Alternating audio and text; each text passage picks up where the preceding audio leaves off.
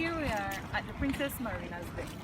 Today our destination will be at St. Georges Caye, where we will be discovering a little about their history, society and their culture. In just a couple minutes we will be aboarding the boat. St. Georges Caye is an island in the Caribbean Sea, 8 miles east of Belize City. It is part of the Belize district, Belize, Central America. The village on the island is also known as St. Georges Caye. As of 2000, St. Georges Caye had a permanent population of about 20 people. St. Georges Caye was previously known by the Spaniards as Cayo Casina or Kitchen Caye. It was settled as a town in 1650 and was the largest settlement in what was then British Honduras in the 17th century. However, its importance was eventually eclipsed by the growth of Belize City. St. Georges Caye was Belize's first capital in the 1700s. Following Spanish capture of Cayo Casina in 1779, from September 3rd through September 10th, 1798, British settlers fought and defeated a small Spanish fleet sent to drive them from the area. This battle is marked as a national holiday in Belize each September 10th as the Battle of St. Georges Caye. So from here they have to run to Montego Bay and they couldn't get into Montego Bay, it's so shallow. You mean mammoth? That's what they want to get disturbed. Okay. But Montego Bay that they refer to in the document is a cut between the mangrove. But to get into it, it's too shallow. And they couldn't come in from there. That's why they aborted the whole thing because the air was blocked. The channel was blocked and the boats couldn't come across the shallow water. Okay, so Yes, the first thing is the code was here, like with Spaniards on Belize. okay. So basically here we are out in a canal. If you can look closely, we are near the barrier reef of Belize. Belize has the second largest barrier reef, which is also known as the Mesoamerica reef. So we are here out in the channel.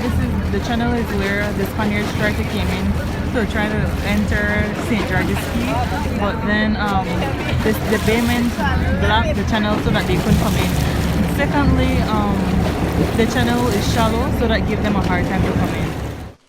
It was understood that the Spaniards couldn't spell properly because their first language wasn't English, hence the reason for the many names for this one island.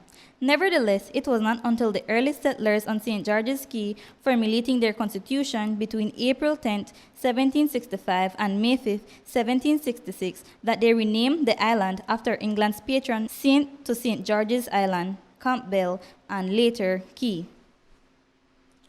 There have been at least 2 major hurricanes within the past 100 years that have impacted the island residents and changed the shape of the island, namely 1931 hurricane and Hurricane Hattie in 1961. There have been other smaller hurricanes that have caused property damage and early hurricanes on which we lack information. The historical significance of St. Georges Caye has been immortalized on Belize's $5 bill. Mrs. Craig recounted the design of the $5 bill and how the features would reflect the history of St. Georges Caye. On the front of the $5 bill, you will find a person other than the Queen featured. On the left is the stone carving of Thomas Potts that was inlaid on the sarcophagus at St. Georges Caye. Additional images include the jade head carving of Kinich Aha, discovered in Alton Ha. Featured on the back of the $5 bill is the 1764 spy map, Thomas Potts, sarcophagus, a bathing kraal, which was former turtle corrals, a traditional colonial home, and a cannon. Additionally, the national tree, the black orchid, the toucan, and the tapir is also featured. It's a special place where time seemingly stood still. There is no electricity and no cars. Daily living is basic, relaxing, and rewarding. You can sleep late, go fishing, go diving, go snorkeling, go sailing, and even read a book in a hammock. Fry up some fish, lobster, or conch, then take a nap. In the afternoon, go for a walk or a swim, or visit the swimming pool in the Caribbean Sea. This is not Caye Caulker or San Pedro. There are no restaurant, grocery shops, nor mall. Here, can you please tell me a little about the society and the culture about the people from St. Georges Caye?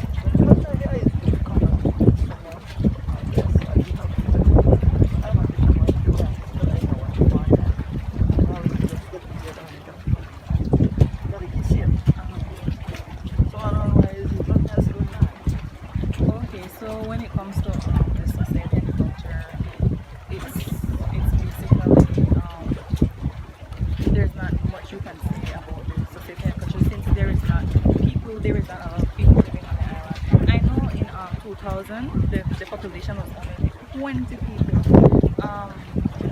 So those people who were there, if you were sure, are those people the same people who lives abroad and only come there for a And it's also in the city of the well, mostly East Sahel. East Sahel, you're on the after Kajang, Yeah, the Hurricane Hattie split the key in four. There are 4 big creeks where both stream right through. And then afterwards we refilled them back. Because they were private properties, so they had to fill them back. But it also just messed up the back of the key because the back of the key had a constant flow. But after they filled the creek up, the flow died. There was some parts of the area the back of the key was a little bit dead. Some of the places in the area were dead. Okay, and how long has this key been here? This was the capital of Belize. You know why government pays the 15th and the ending? And the story behind it is that on the 15th, people have to paddle from St. Georges Caye or come out in their boats to get their key. And then they'll go back to the city. And then on the ending, the same thing happens again. St. Georges Caye had its own stamp. Good cell phone service requires you to find the right spot on the highest veranda or back pier. But internet is available if you need to keep in touch with the world via Wi-Fi. Easter is the longest weekend in Belize and is a steadfast tradition at St. George's Caye.